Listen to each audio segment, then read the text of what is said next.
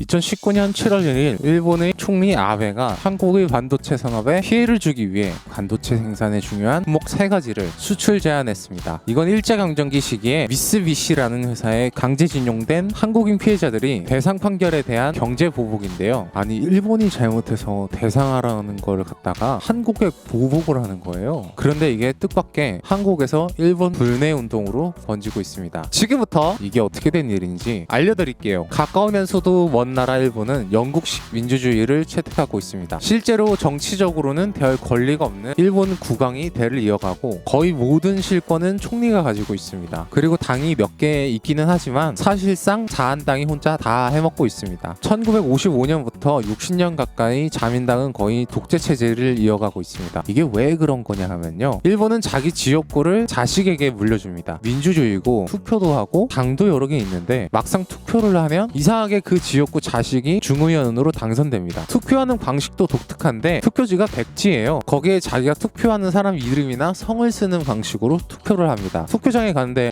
그 사람 이름이 뭐더라 하고 잘못 쓰면 무효표가 되는 거예요. 투표 방식이 이러니까 지역구를 물려주기가 쉽습니다. 일본 총리 아베의 재집권 플랜은 2020년 도쿄올림픽으로 후쿠시마산 농산물을 홍보하고 헌법을 개정해서 전쟁 가능한 국가가 되는 거였습니다. 그래서 503 정권 때 전범 기업 미쓰비시의 강제징용 판결을 미루고, 왜냐하면 그분들 나이가 많으니까 다 돌아가실 때까지 막 미루는 거예요. WTO 판결에서 후쿠시마산 농산물을 한국으로 수입이 가능하게 다 작업을 해놨는데 503이 탄핵될 줄 몰랐던 거예요. 이 탄핵에 가장 충격받은 게 일본입니다. 그리고 탄생한 촛불 정권의 문재인 대통령은 모든 걸 상식적으로 다 바꿨습니다. 미쓰비시는 정범기업이니까 강제징용 다 대상하고, WTO 판결 이상하니까 후쿠시마 방사능 농산물 수입 못하게 하고, 원래 일본 아베 총리는 한국이 잘 먹는다는 거를 구실로 2020년 도쿄올림픽에서 후쿠시마 농산물을 대대적으로 홍보하려고 했는데 그것도 실패하고 전범국가에서 벗어나서 전쟁이 가능한 국가로 헌법을 개정하려고 한 것도 실패한 거예요. 그 복수로 일본은 우리나라 주요 산업인 반도체 산업을 망하게 하려고 일본에서 수출하는 반도체 재료 3가지를 안 주겠다는 겁니다. 그럼 우리가 반도체 산업이 망할까봐 후쿠시마 방사능 농산물은 막 먹어주고 미쓰비시 강제징용 없었다고 해줄까봐 그랬는지 도대체 무슨 생각인지 알 수가 없습니다. 아직도 우리나라가 일본의 식민지라고 생각해요. 오히려 우리나라의 비메모리 반도체 기술이 전 세계 최고라는 걸 몰랐던 사람들에게 자긍심을 심어주고 일본의 무역 보복에 반일 감정이 일어났습니다. 어떤 나라에 대한 감정이 있다는 것 자체가 참 독특한 건데, 일본이 일제강점기 우리나라에 했던 끔찍한 일들을 생각하면 일본에 대한 설명할 수 없는 분노가 막